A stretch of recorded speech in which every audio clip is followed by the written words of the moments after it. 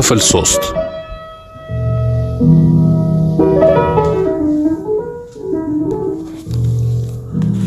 ዳኞቹ እና አቶ ጥሶ ከዚያ በፊት በነበረው ክረምት ያልተሰየሙ አዳዲስ ሰዎች ከመሆናቸው በስተቀር የተለመደ የየዓመቱን ግዳጅ ለመፈጸም ነበር የመጡት። ይግባኝ ባይ ነገረተኛ አዲስ አበባ ድረስ እየወጣ እንዳይንገላታ ታስቦ በየዓመቱ በክረምት ወራት ዳኞች እያውራጃው እየተላኩት ለብዙ ዓመታት ሲጎተቱ የነበሩ ጉዳዮችን እንዲቆርጡ በታቀደው መሰረት ወይዘሮ አሰጋሽም የሚመጡትን ዳኞች ሁሉ በመጋበዝ የተለመደ ተግባራቸውን ነበር የሚፈጽሙት። ወንድማቸው አቶ ወልዱ ደብረ ሲና የሚኖሩት የታወቁ ነጋዴ ዳኞች በመጡ ቁጥር አስቀድመው ተዋውቀው ጓዝ ላለው የሚከራይ ጥሩ ቤት በመጠቆም ጓዝ ለሌለው ከራሳቸው ቤት አንድ ወይም ሁለት ክፍል ለቀው በነፃ በማስተናገድ የታወቁ ስለነበሩ ወይዘሮ አሰጋሽ ዳኞቹን ግብዣ ለመጥራት አዳግቷቸው ማያውቅ። አቶ ጥሶ ወደ ደብረ ሲና የመጡት ከነጓዛቸው ነበር። ፍሬዋን ሴት ልጃቸውን፣ ወይዘሮ አካላት ታላቅ እህታቸውን፣ ካደፍርስ ከልጃቸው፣ ካታወሮታ ከገረዳቸውና ከሰዓሊ ጓደኛው ከክብረት ጋር አስከትለዋል። የሕግ ሚስታቸው የፍሬዋ እናት ከሞቱባቸው በኋላ ሌላ ሴት ሳያገቡ ከልጃቸው ጋር በብቸኝነት ይኖራሉ። ቁመታ አጭር ትግትግ ያለ ፊተ ሻካራ ናቸው። በረጅሙ ወደ ላይ የተጨፈቀ ጥቁር ጸጉርና በፈሰሰ ስሜት አይነት ከከባድ ሽፋሽፍታም አጎበር ስር የሚፈልቁ ጥቋቁር አይኖች አሏቸው። በድምጻቸውም ሆነ በፊታቸው እንቅስቃሴ በሰውነታቸው ውስጥ የሚላወሰውን የስሜት ወይም የአስተያየት ለውጥ ለመተንበይ አይቻልም። ማንኛውም ሁኔታቸው በተመሳሰለና የማይለዋወጥ ባህሪ ይታይበታል። ፍሬዋን ልጃቸውን አቀማጥለው እንደያዟት ያስታውቃል።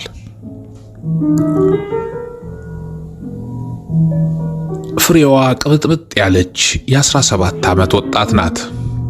ወንበሯ ላይ መቁነጥነጥ፣ ትናንሽ ትከሻዎቿን እንደ መቂናጥ ላይና ታች ማንሳት፣ መድፋት፣ የእስኪ ንሳቅ ሳቅ መሳቅ፣ አይኖቿን አንዳንዴ በማጨንቆር አንዳንዴ በኃይል በማጉረጥ ቀዝቀዝ ባለ በሚዳስስ አስተያየት እየተመራች ሰውን ማደናገር ትወዳለች።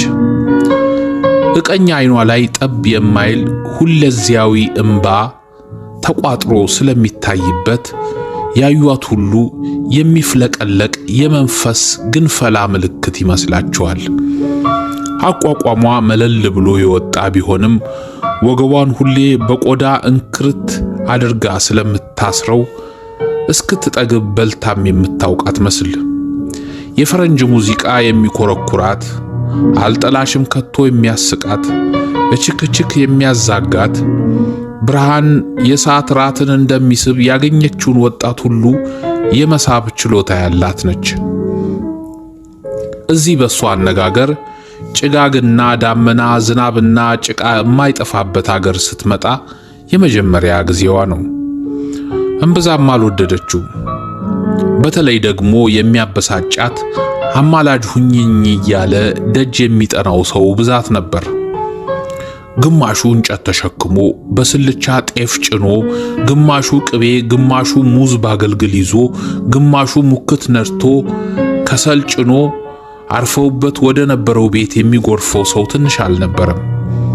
እሷ ግን በመተያያ ስም የሚመጣ ማንኛውንም ነገር እንዳትቀበል ከአባቷ ቋሚ ትዕዛዝ ተሰጥቷት ስለነበረ ፖሊስ ሳልጠራ ብትሄዱ ይሻላል እያለች በማስፈራራት ታባረራቸው ነበር። በዚህ ነገር ልባቸው አይጠናም እየተባሉ የሚታሙ ይልቅ አክስቷ ወይዘሮ አካላት ነበሩ። ምንም እንኳን ሲቀበሉ ያያቸው ሰው ባይኖርም የተቻላቸውን ያህል ረድተውኛል። እንደ ወንድምየው ጠንካራነት ባይሆን በእህትየው እርዳታ ባይሆን ኖሮ 5 ዓመት እከናነብ ነበር የሚለው አመስጋኛቸው ብዙ ነበር። ወይዘሮ አከላት በዘመናቸው ብዙ ጀግናና መኳንንት ያስረገዱ ናቸው። 5 ጊዜ ያግብተዋል። ከ5ቱም የተለያዩ ባሎቻቸው አንዳንድ ልጅ ወልደዋል። 5ቱም ባሎቻቸው በሕይወት የሉም፣ ሞተዋል። ነገር ግን የተቻላቸው ሀብታሞች ስለነበሩ ዛሬ ልጆቻቸው በሀብቱ ይንቀባረሩበታል። ባል መምረጥ እንደ ወይዘሮ አካላት ነው የማይላቸው ሰው አልነበረም። ስለ ፍቅር ሲነሳ ብዙ ማውራት አይፈልጉም። ስለ ባል ሲነሳ ግን አሁንም ቢሆን ራሱን የቻለ ባል ካገኘው አገባለሁ ባይ ናቸው።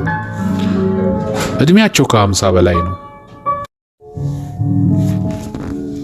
ለባልነት የሚፈልጉት ሰው ግን ከ60 ዓመት በላይ መሆን አለበት ባይ ናቸው። የምን አጣብቂ ለባሽ ጎረምሳ፣ የምን ቤተ ክርስቲያን የማይስም ጾም የማይጾም የእንጨት ሽበት ምራቁን የዋጠ ራሱን የቻለ ሰው ለአደባባይ የሚሆነኝ ነው የምፈልገው ይላሉ በገሃድ ሲያወሩ። ማዕረግ ያለው ወይስ የሌለው ባል እንደሆነ የሚፈልጉት ሲጠየቁ መልሳቸው ማዕረግ ሀብት ነው፣ ማዕረግ ገንዘብ ነው። አማራ፣ ጉራጌ፣ ወላይታ፣ ኦሮሞ፣ ትግሬ፣ አዳል ቢሆን ግድ የላቸውም። ባራያ ስላሴ ነው የተፈጠረው። ሁሉም እኩል ነው፣ ሁሉም አንድ ነው። ዋናው ነገር መግባባት ብቻ ነው ይላሉ እንደ ፈሊጥ አርገውት። ስለዚህ የማይወዷቸው አንዳንድ ሰዎች ባላይ መርጤ የሚል ቅጽል አውጥተውላቸዋል። ያም ሆነ ይህ ብቻቸውን ከ10 ዓመት በላይ ሊሆናቸው ነው። የባል ነገር አልታሳካላቸው መሰለኝ። እንዲያውም አንዳንድ የግድ ላግባባይ እምቢ ሲባል ባል ገፊ ነች፣ ባሎቿን ሁሉ ገፍታለች እያለ ስለሚያስወራባቸው እስከ ምን ጊዜውም ባል አያሻ የሚለውን ፈሊጥ ማውዘውተር ጀምረዋል እያደር።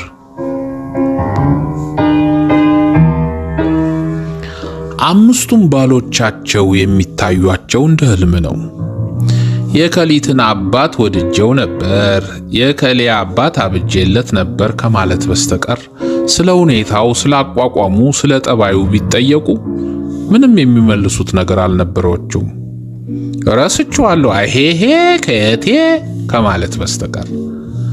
ከሁሉም ባሎቻቸው ጋር የነበራቸው ፍቅር ጊዜያዊ ነበር፣ ለትዝታ ያህል እንኳን ያልቀራቸው። ከወይዘሮ አከላት ይልቅ አቶ ጥሶ ይሻሉ ነበር ስለ እህታቸው ባሎች በማስታወስ።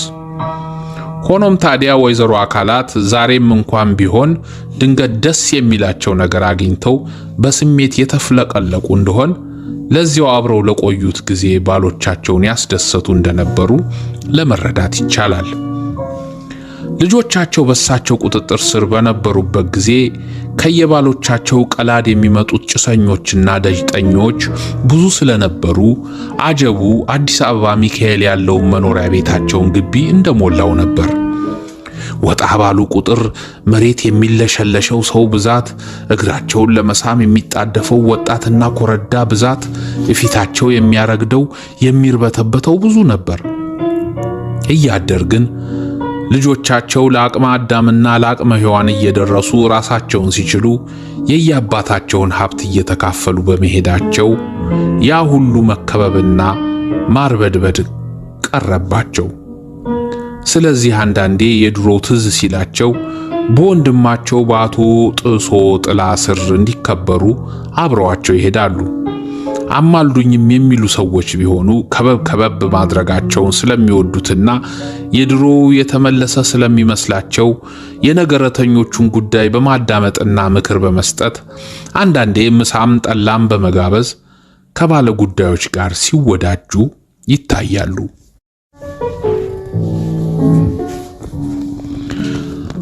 አደፍርስ ልጃቸው ቢሆን ብዙ ከሳቸው የሚገጥም ምግባር አይታይበትም። ቢሆንም ግን እንደናቱ ሰው ከበብ ሲያደርገውና የሚናገረውን ሲያደንቅለት ይወዳል። ጠይም ነው ፊተ ሰልካካ፣ ቀጭን ነው ቁመተ ለግላጋ። 24ኛ ዓመቱን ይዟል ከተወለደ። በአብዛኛው አፋዊ ድርጊቱ ግዴለሽ መሳይ ነው። ጸጉሩ መላ የለው፣ ሲያሰኘው ባጭሩ ያስቆርጠዋል፣ ሲያሰኘው ያስጎፍረዋል፣ ሲያሰኘው ደግሞ ጨርሶ ተላይቶ ኮፍያ መሳይ እልጩ ላይ ጣል አድርጎ ብቅ ይላል። አለባበሱ መላ የለው፣ አንዳንዴ ሸሚዝና ቁምጣ፣ አንዳንዴ ካኔተራ ጃኬትና ቦላሌ፣ አንዳንዴ ሱፍ ኮትና ካኪ ሱሪ፣ አንዳንዴ ደግሞ አጊጦ የወጣለት ኮቱ አንድ አይነት ሱሪው ሌላ አይነት የሆነ ሱፍ ልብስ መላ የሌለው፣ አረማመዱ መላ የሌለው፣ ወይ ጎንበስ ጎንበስ ወይ ሱክሱክታ ወይ ለማያጣድፈው መጣደፍ። አደፍርስ ከተማ አደግ ነው፣ ከአዲስ አበባ ወጥቶ የማያውቅ ዘንድሮም እንኳን ቢሆን ለአንድ ዓመት ዩኒቨርሲቲ አገልግሎት ምድቡ ደብረ ሲና ስለነበረ ቀድሞ በመሄድ ከዘመድ ጋር ሆኖ አገሩን ለመለማመድ ሲል ነበር አብሯቸው የመጣው።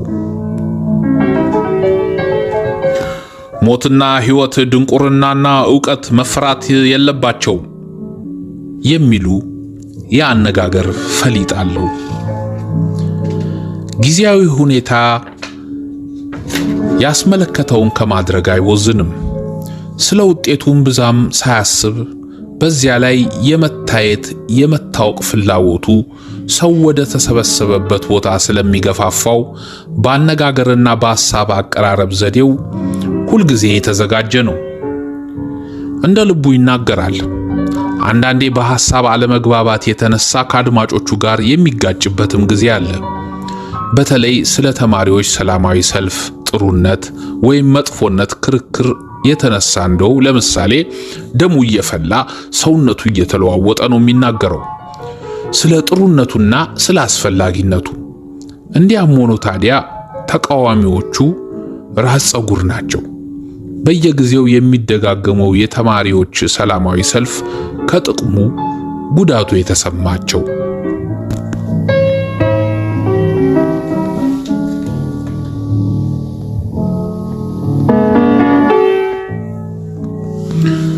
ደብረ ሲና ከሰነባበቱ በኋላ አደፍርስ አጎቱ ወደሚያስችሉበት ፍርድ ቤት እየሄደ ከነገረተኞቹ ጋር መወያየት ይጀምራል። ነገረተኞቹም የዋናው ዳኛ የእህት ልጅ መሆኑን እየሰሙ ቀስ በቀስ ይጠጉታል፣ ከበብ ያረጉታል፣ ጉዳያቸውንም ያማክሩታል። እስካመጣው ድረስ የዩኒቨርሲቲ ትምህርቱን ከወር በላይ የያቤት ያባውን የተመሳሰለ የተወሳሰበና የማይበጠስ የነገር ውጣ ውረድ ያዳምጣል። እየሰለቸውና እየናናደደውም ይሄዳል።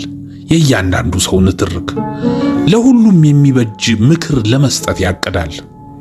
አንድ ቀን ቀደም ብሎ ፍርድ ቤት ይሻገርና በነገረተኞቹ መካከል ገብቶ በጠቅላላውና በመሰረቱ የተሳሳቱትን ማድረግ የሚገባቸውን ለወደፊቱ እያብራራ ይጀምራል። የምትሉት ሁሉ ይገባኛል። ነገር ግን እንዲህ ያለው ችግራችን ሊወገድ የሚችለው አንድ ሙግት፣ ሁለት ሙግት በመርታት አይደለም። ዛሬ አንተ ሚስትህን ረታሃት ወይም እሷ ረታህ ብትገባ ዋጋ የለውም።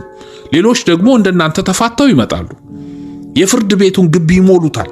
ስለዚህ በመሰረቱ አንድን ነገር ከምንጩ መመርመር ይኖርበታል። መጀመሪያ ውሃን ከምንጩ ነገርን ከስሩ ነው የሚባለው።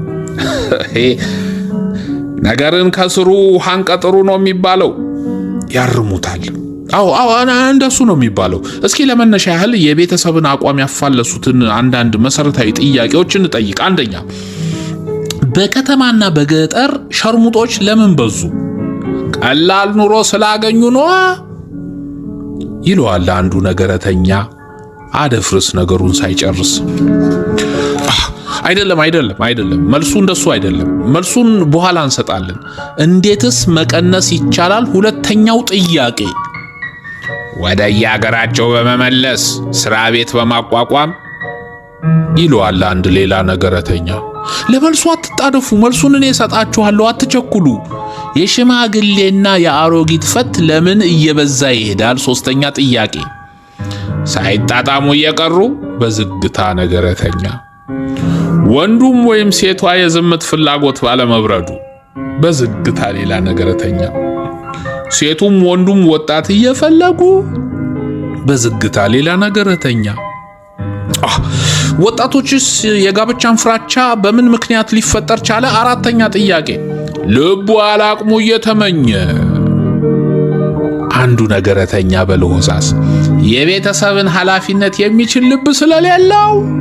ሌላው ስምንተኛው ሺህ ዓመቱ የፈሰሰ ትውልድ ስለሆነ። ሌላኛው እንዴትስ ማሻሻል ይቻላል? አምስተኛ ጥያቄ። ለአንድዬ በመጠለይ የሃይማኖት ትምህርት በማስተማር ሽማግሌዎቹ መልካም አርአያ በማሳየት ይመልሳሉ ነገረተኞች ለየራሳቸው። አብዛኛው ሰው ለምን ውቃቢ እየራቀው ሆነ? ስድስተኛ ጥያቄ። ጠባቂ መላእክት ስለራቀ፣ ተንኮለኛና ራስ ወዳድ ስለሆነ በአርምሞ ይመልሳሉ ነገረተኞች። እንዴት ስራቱን አውቆ የተሻለ ኑሮ መኖር ይችላል? የመጨረሻ ጥያቄ። ምን ይላል? ይጠይቃል አንዱ ነገረተኛ ጎላ ባለ አንደበት። ደሞ ራሱን ማያቃለል ይል ነው ይለጥቃል ሌላው። አቅሙን አይቶ በመኖር ይመልሳል ሌላው። እስኪ አንድ ባንድ ለመተንተን እንሞክር። ለመተንተን እንድንችል ከልቡሰ ጥላ እንጀምራለን። ከጉደፍ ሰይጣን ምን ማለቱ ነው? በመገረም ይጮሃል አንዱ። ልቡሰ ጥላ የምንለው ከአእምሮ ክፍሎች በአነስተኛ ውስጥ የሚገኝ ልዩ ልዩ ነገሮች ማየትና ማውጠንጠን ከጀመርንበት ጊዜ ጀምሮ የሚጠራቀም መያዣ መጨበጫ የሌለው የሚመስል ምስቅልቅል ሁኔታ ነው። ምስቅልቅል ሁኔታ ነው። ከቤተሰቦቻችን ይወረሳል፣ ከልዩ ልዩ መጽሐፍት ይዘራል።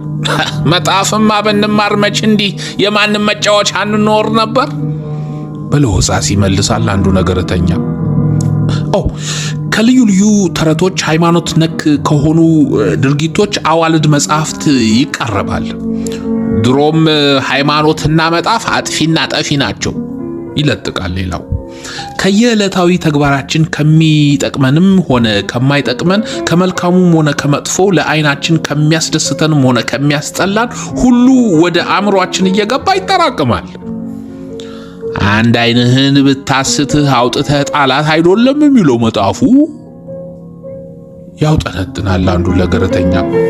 በአእምሮ ያሰበም እንደሰራ ያህል ነው ይለጥቃል ሌላው። ኦኬ ብዙ ጊዜ እንዴት እንደተጠራቀመ ማወቅ ያዳግታል። ምንሳ ሰው ብሎ ፍጡር። መጠራቀሙን ግን ሌሊት በህልማችን፣ ቀን በስራ ፈትነታችን መታከት እየመጣ ሲያስቸግረን ለመረዳት እንችላለን። እርግጥ ስራ መፍታትስ ሰይጣን ያስከትላል። ቀድሞም ማዶሮ መቻ አሰርፎ ቢሳካም ባይሳካም ቆላ ደጋ መሮጥ ነው። አእምሯችን ጮርቃ በነበረበት ጊዜ ቤተሰቦቻችን ያደነቁትን ማድነቅ፣ ያከበሩትን በማክበር፣ ያመሰገኑትን በማመስገን ይዘራል። መቼም ዘር መዝራት ለፍሬ ነውና እንዲያፈራ ማረምና መጠበቅ ያስፈልጋል። የጠሉትን በመጥላት፣ የነቀፉትን በመንቀፍ፣ ያንጓለሉትን በማንጓለል ይለመልማል። በነሱ እምነት የኛ እምነት፣ በነሱ ትዕግስት የኛ ትዕግስት፣ በነሱ ቸርነት የኛ ቸርነት ያብባል። አንዳንድ የማያስፈልጉ ነገሮች አብረው ቢያድጉም እንኳን እንደ ቤተሰቦቻችን መታረም የኛም እየታረሙ ይሄዳሉ። እዚህ ላይ በጊዜ መዝራትና በጊዜ ማረም ቢጨመሩ ማይከፋ። ምክንያቱም አለ ጊዜው ነው። አሁን ለምሳሌ እኔ ባለቤት ከሰሰችኝ። ቆይ አላስጨረስከኝም እኮ እና የኛም ይታረማል፣ ፍሬነት ይደርሳል። በቤተሰብ አይን ጀግና ሰራተኛ፣ ቆንጆ ባለሙያ፣ የተማረች የምትባል ሚስት በልጅም አይን እንደዚሁ የተመሳሰለ ሚዛን ይዛ ታድጋለች። የልጅ አእምሮ በቤተሰቡ አእምሮ ትይዩና መሰልነት ይበለጽጋል። የዛሬ ልጅ መች በጄ ብሎ በእናት አባቱ እግር ይተካና ይላሉ ከእድሜያቸው ገፋ ያሉት አዛውንት። በተጨማሪ ሽማግሌዎችና መጽሐፍት አዋቆች ከሚናገሯቸው ተረቶች ልዩ ልዩ የሳምሶንና ደሊላ ታሪክ፣ ቅዱስ ጊዮርጊስና ብሩታዊት የዘንዶ አዋልድ። ብሩታዊትን ከዘንዶ አፍ ያወጣው አምላክ ያውቃል ይላል በእግረ ሙቅ የታሰረው እስረኛ። ሌሎችም እነዚህን የመሳሰሉ ሁሉ በአእምሮ ውስጥ ይቀረጹበታል። እርግጥ ነው ልብ ላደረገው ይላሉ አንድ ጤና ያሉ ሴትዮ። ቀስ በቀስ በአእምሮ ውስጥ የሚመላለሰው ጀግና ለመሆን በአእምሮ ውስጥ ዝናን እንደሚያስተጋባው ሴት አይነት ለማግኘት ይፈልጋል። ይህ እንግዲህ የሚሆነው ጊዜውና ሁኔታው ያልተለዋወጠ እንደሆነ ነው። በታሪክ ከተያያዘ ዘመን ከእናት አባት ቀዬ ሳይወጡ የቆዩ እንደሆነ ነው። የእናት አባት ቀዬን የሚያህል ነገር የለም። የስንቱ ዘመዶቻችን አጥንታቸው የተከሰከሰበት ደማቸው የፈሰሰበት ለዚቹ ብዬ ነው እኔም ሽንጤን ገትሬ በየፍርድ ቤቱ ምዞሮ የዘር መቁጠሪያዬን የአባቴን ርስት አላስወስድም በማለት እግዚአብሔር ከፍ ከፍ ያደርጋቸውና ያንተ አጎት ካዩት ዘንዳ ብረታ ተደስቼ ነው አገር የምገባው እየፎከርኩ እየሸለልኩ ዳኛ አይቻለሁ እሳቸው ዘንድ የሚደርስ የለም። ያ የሚያስገመግመው ድምጻቸው ፍርድ ለመስጠት ሲንቦለቦል እግዚአብሔር እንጂ ሰው የተናገረ አይመስልም።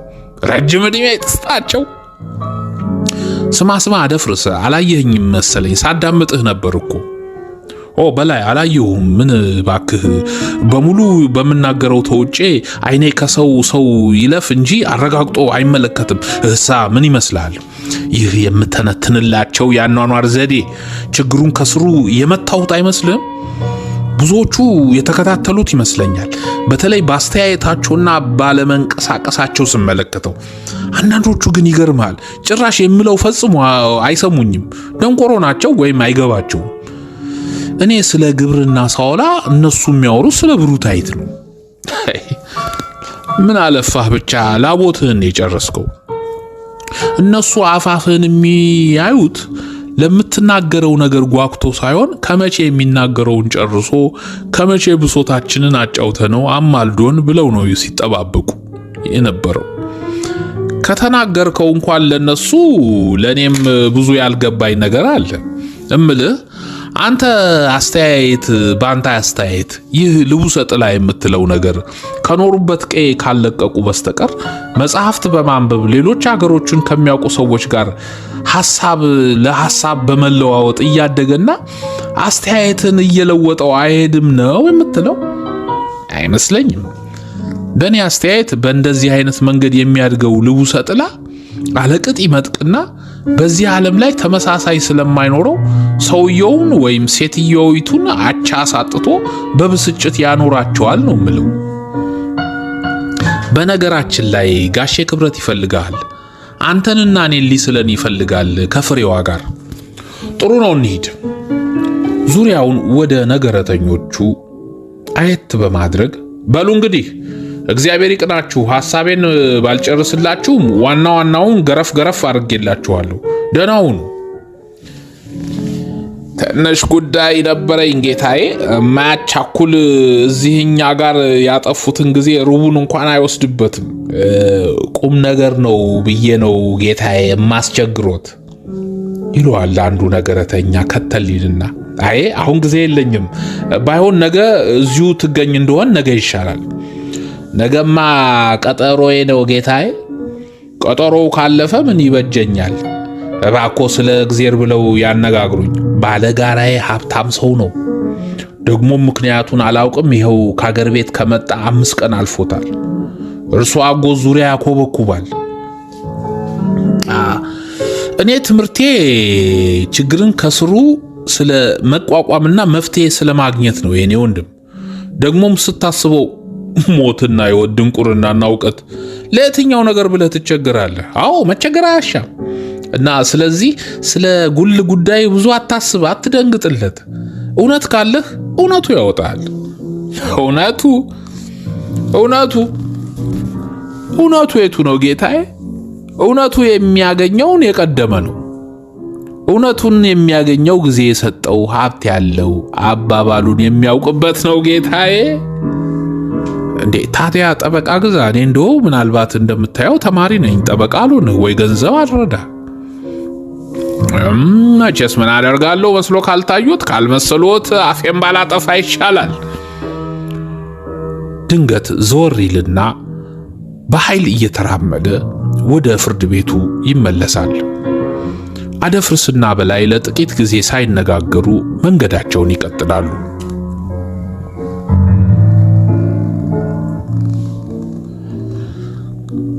ቅድም የጠየቅኩን እኮ አልመለስክልኝም። እንዴት ነው መጽሐፍት ስታነብና ብዙ የኑሮ ልምምድ ያላቸውን ግብር የገቡ ሰዎች ስትሰማ ስለ ብዙ ነገሮች ስታውቅ ልቡሰ ጥላህ አይለዋወጥም ወይ? ለመጀመሪያ ጊዜ በባላገር ሳለ በባላገር የነበረችን ልብሰ ጥላ የምትመስል ልጅ ብታገባ ከተማ መጥተህ ልቡሰ ጥላ ሲያድግ ባሮጊቷ ልብሰ ጥላ አምሳል ያገባሃት አታስጠላህም ወይ? አትፈታትም ወይ? ወይም እሷ በበኩሏ አትፈታህም አትጠላህም ወይ? በመሰረቱ መቼም እነዚህ ሁሉ ጥያቄዎችን አስቤባቸዋለሁ። ልቡሰ ጥላ ሊያድግ ይችላል። መጀመሪያ እንደተነጋገርነው ከቤተሰብ ጋር አብሮ በመኖር ያድጋል። ከዚያም ሌላ ተረትና ታሪኮችን አዘውትሮ በመስማት መጽሐፍትን አዘውትሮ በማንበብ አዘውትሮ በማሰላሰል ሊያድግ ይችላል። ነገር ግን እነዚህን ሁሉ ተዋውደው በሰውነቱ ካልሰረጁበት የሚያመጡት ለውጥ አይታወቅም። በሰውነቱ መዋሃድ አለመዋሃዳቸውን እንዴት ሊታወቅ ይችላል? ልብሰ ጥላውን ውጋጋን የሚያሳዩ ሁኔታዎች ሲገጥሙት ስሜት ላይ ሰጡት በመቅረታቸው ነው። ለምሳሌ ህሊናን የሚያነቁ ሁኔታዎችን፣ ባህላዊ ሙዚቃን፣ ቀረርቶና ፉከራ የመሳሰሉትን ሲሰማ ልቡሰ ጥላ ጀግናው ትዝ ካላለው፣ የፍቅር እንጉርጉሮ ሲሰማ ልብሰተ ጥላው ፍቅሩ ትዝ ካላለችው፣ ልዩ ልዩ ስዕሎችን ላይ የነሱን የህይወት እንቅስቃሴ ሲንቀሳቀስ ካልያዘው፣ በውኑ እያጓኑ በህልሙ ካልመጡበት በእርግጥ ተዋህደውኛል ሊል አይችልም። በእርግጥ ተዋህደውት እንደሆነ ግን በየዕለቱ ለሚገጥመው ለዙሪያው አካባቢው የሚኖረው ፍቅር እየቀነሰ ልቡሰ ጥላው ያለውን ነገር ግን እያደገ እየበለጸገ ይሄዳል። እንዲያውም አንዳንዴ ከሰዎች ተገልሎ መኖርን ይመርጣል። ልቡሰ ጥላው በሚያስመለክተው ልዩ ልዩ ሁኔታና ቅርጻ ቅርጽ እየተደሰተ ከአእምሮው የሚመነጩት እነዚህ ልዩ ልዩ ነገሮች ለልቡ ደስታ ይሰጡታል። አይኑ ይወራል። የደሙ ገንዳ የስሜቱ መስኖ ወደ ልቡሰ ጥላው ይከተራል። ለሰብአዊ ፍጡር ያለው ስሜቱ በውስጡ ተውጦ ይቀራል። ልቡሰ ጥላው በአይን ታይቶ ልኩ አይኖቱ ቦታ እያያዙ ወሰኑ የማይታወቅ ሽንጥ፣ ዳሌ፣ ክብር፣ ግርማ ሞገስ፣ ኃይል፣ ገናናነት የሚል ጌጣጌጥ ይክበሰበሳል። ጥቅሙና ወሰኑ የማይገመት ይሆናል። በሰዎች ላይ ሲፈልገው ያጠዋል። ራሱ ላይ ምስቅልቅል ትርኢት ይሆንበታል። በህልም ሩጫ እያኳተነ በማስጎምጀት ወላንሳ አስቀምጦ ከማትገኝ ሚስት አጋብቶ ከሌለ ፍቅር አፋቅሮ የማይደረስበት ክብርና ኃይል ሰጥቶ ከሚኖርበት ዓለም ውጭ የሚኖር ሰንኳላ ፍጡር ያደርገዋል። እንደዚህ ያለው ሰው እድሜ ልኩን ሳያገባ ይኖራል። ከሌላው በኩል ደግሞ ሌላው አይነት ሰው በልቡሰ ጥላው የተጠራቀመውን ምስቅልቅል ትርኢት በግዙፋዊ ሁኔታ ለመያዝ ይፈልጋል። በሩቅም መንገድ ቢሆን ልቡሰ ጥላውን የሚመስል ሰብአዊ ፍጡር፣ ሰብአዊ ሁኔታ ለማግኘት ይሞክራል። ለኑሮ አስፈላጊ ነው ተብሎ የታመነበትን የጋብቻ ድንጋጌ በግዳጅ ሳይሆን በሙሉ ፈቃድና እምነት ይቀበላል። ከጊዜ ብዛትም አምኖበት የተቀበለው አፍአዊው ሁኔታ ውስጣዊውን ምስል ያስለቅቀዋል። ማለት ልቡሰ ጥላው የነበረው በግዙፋዊ ነገር ለምሳሌ በሚስት ይለወጣል። በግዙፋዊነት የነበረው ደግሞ የማይደረስበት መስሎ በነበረው በልቡሰ ጥላው ይተካል። አንዱን ከሌላው መለየት ያዳግታል። ውጫዊው ውስጣዊ፣ ውስጣዊው ውጫዊ ሆኑ ማለት ነው። ለዚህ ነው በነገራችን ላይ ቤተክርስቲያን ሰዎች በእግዚአብሔር ፊት ባልና ሚስት ሲሆኑ አንድ አካል አንድ አምሳል ሆኑ ብላ የምትለፍፈው። ውስጡ ልብሰተ ጥላው የነበረችው ውጭ ሚስቱ ሆና ብትወጣም ውጭ የነበረችው ውስጡ ገብታለች ማለት ነው። አንድ አካል አንድ አምሳል። እውነቱን ለመናገር የተናገርከው ሁሉ ደስ ይላል፣ ግን መቼም ትንሽ ለኔ ረቀቅ ብሎብኛል። አዎ እርግጥ ነው ተምሬያለሁ፣ በመማር ላይ ነኝ እምልህ 12ኛ ክፍል ደርሻለሁ። ሆኖም ያልከው ሁሉ አልገባኝም እና አሁን ይልቅ ጋሼ ክብረት እኛ ግቢ ውስጥ ሳይጠብቀን ስለማይቀር እንግባና ስዕሉን እንነሳ ይለዋል በላይ።